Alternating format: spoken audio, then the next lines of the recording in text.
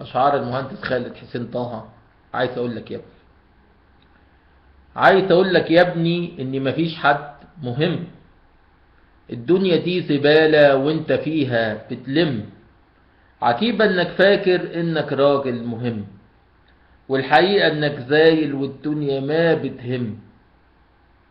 في ناس تاكل تشبع، وناس في الخير بتلم، وناس من الجشع تقعد في الدنيا تلم، وناس بتتكلم عن بعض وفي كل جلسة بتنم، وناس زي ما بتاكل بتقعد عليك وتذم.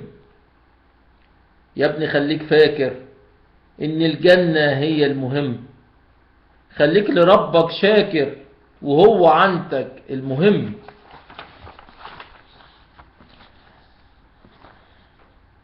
ربك هو الأساس والبشر هم الناس، وإن بنيت بدون أساس تدوس عليك الناس.